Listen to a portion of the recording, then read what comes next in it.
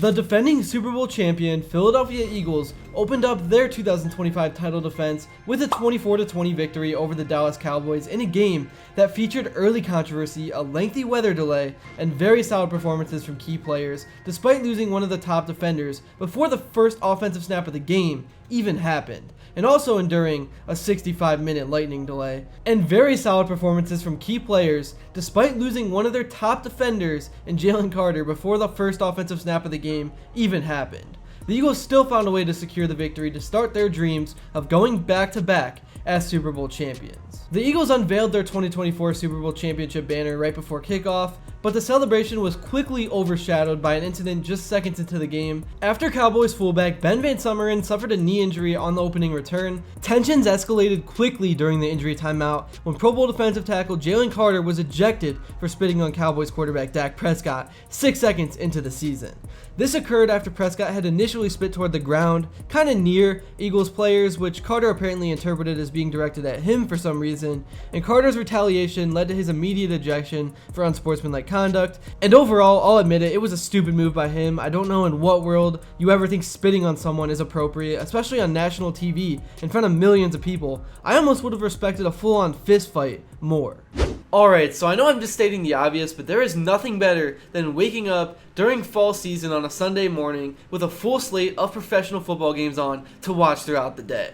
And I have great news to tell you because there is actually a way to watch every single game. That's right, thanks to the sponsor of today's video, DraftKings Sportsbook, I have the ultimate offer to get you ready for this upcoming season. And this deal that DraftKings Sportsbook is offering really is just crazy. It's phenomenal. Right now, new customers who sign up and bet $5 not only get $300 in bonus bets, which again, that is just a crazy offer to start. On top of that, they are also offering $200 off NFL Sunday Ticket with YouTube and YouTube TV, and that will give you the option to watch every single game throughout the season. So think about that. They're offering $300 in bonus bets for just betting $5 and also $200 off NFL Sunday Ticket with YouTube and YouTube TV. But the only way to get access to this amazing deal is with my promo code SpencerPremier. So just think about it, the next great touchdown is coming. Use my promo code to get $300 in bonus bets and NFL Sunday Ticket. This will get you right for the season, and as always, please be sure to gamble responsibly.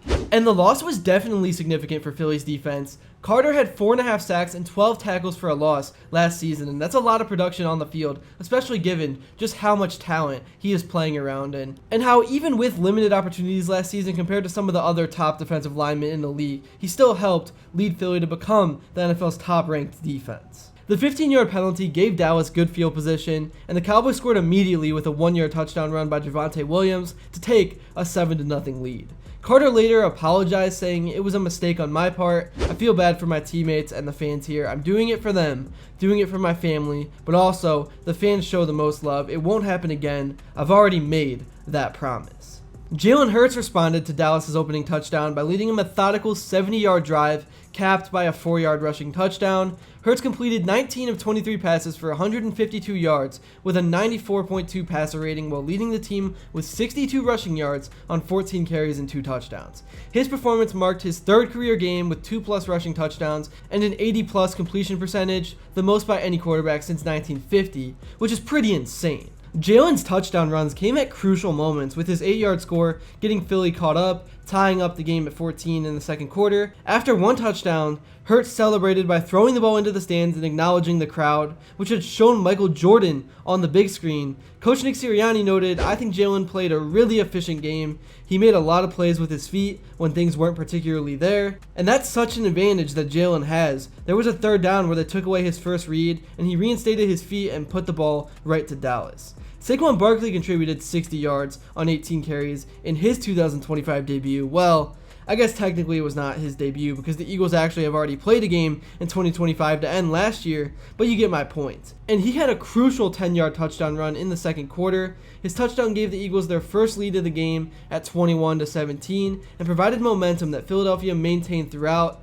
Barkley's presence definitely helped take pressure off Hurts by giving the Cowboys multiple rushing threats to account for. Jake Elliott delivered the game-sealing points with a 58-yard field goal in the third quarter. The kick gave the Eagles a 24-20 lead with 6:30 remaining in the third and somehow actually proved to be the final scoring play of the game. Elliott had struggled with long-distance field goals in previous seasons, so making this kick is particularly significant for both the game outcome and his confidence early on. The rookie linebacker in Jahad Campbell, who I raved about after he was drafted, made an immediate impact in his NFL debut, recording 3 assisted tackles, a forced fumble, and a pass breakup in 56 defensive snaps. And again, forcing that fumble from Miles Sanders deep in Eagles territory was huge and momentum changing, with Quinyon Mitchell recovering the ball. The turnover prevented Dallas from potentially taking the lead, and it demonstrated the kind of defensive playmaking that characterized Philadelphia's championship run. And after the fumble recovery, the Eagles defense celebrated with a mock tush-push formation.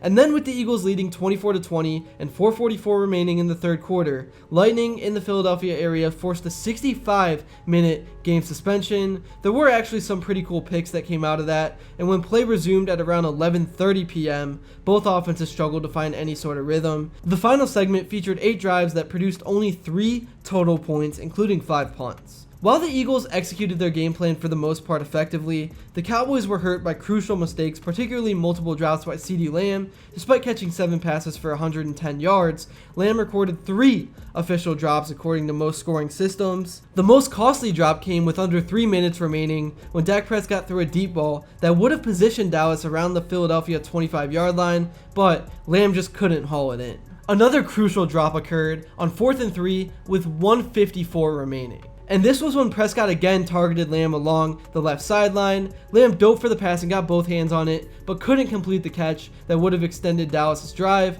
The drop effectively ended the Cowboys' comeback attempt and allowed Philly to run out the clock. "That's terrible," Lamb said after the game. "Honestly, I can't point fingers at anybody else. I take full accountability and everything that comes with it. As a player, I hope for moments like that and for the ball to come my way, and not coming up with it definitely stings." The Eagles' defense adapted effectively after losing Carter early in the game. Obviously, they held Dallas to 20 points, despite being on the field for extended periods of time. The defense's performance in crucial situations and big downs was definitely notable, particularly forcing the fumble and limiting Dallas to field goals on several drives, and that's what successful championship caliber teams do. They hold opponents to 3 instead of 7. I thought the Eagles demonstrated the characteristics that defined their championship season by winning despite multiple challenges. They overcame the loss of one of their best pass rushers before the first play. They managed a weather delay that disrupted all their rhythm and handled a motivated Cowboys team that wanted to prove who they were without Micah Parsons. Hurts provided consistent leadership throughout this game. The offensive line protected pretty effectively, and the defense made key stops when it was necessary. "Some weird circumstances tonight," Nick Sirianni said afterward. "I'm proud of everybody weathering the different adversities that came our way today. It's always good to get a win." Let's look at some of the final numbers from this game for the Eagles. I already went over some, so there may be some repeats, but the Eagles' ground game produced significant results with Hurts' dual threat ability, complemented by Saquon Barkley's 60 yards on 18 carries and 1 touchdown. Philadelphia converted 8 of 13 third down attempts at 61.5% and recorded 7 rushing first downs compared to Dallas' 14. The receiving core was led by Jahan Dotson with 3 receptions for 59 yards, while A.J. Brown was held to just 1 catch for 8 yards, which was a bit surprising, but shout out to the Dallas defense for really locking him down. I thought he was open and Jalen Hurts didn't always find him, but still, nonetheless, the Eagles are going to need to get him going throughout the season. Obviously, he's better than just 1 catch for 8 yards. Defensively, the Eagles recorded 56 total tackles and 31 solo tackles. They forced 1 fumble and registered 6 pass deflections, while allowing the Cowboys to complete 21 of 34 passes for 188 yards. The Eagles really controlled the time of possession in this game and limited Dallas to 0 points in the second half after the lightning delay, demonstrating their ability to make crucial defensive adjustments. So overall, I know this wasn't the most clean game, but the Eagles, under weird circumstances, did what they had to do to get in the win column in a divisional matchup. You always want to start out the season 1-0, and that's exactly what Philly did. And now they know what adjustments to make, and they can immediately start looking to next week's game against Kansas City. That should be one heck of a matchup, and they have 3 extra days now than everyone else to prepare for it. That's what's nice about playing the first game of the season. That's really all I got for this video. Thank you all so much if you made it to this point, and if you enjoyed and haven't yet, please be sure to drop a like and subscribe, because your support truly means the world. And also, let me know what you would like to see next, and until then, I will see you all later.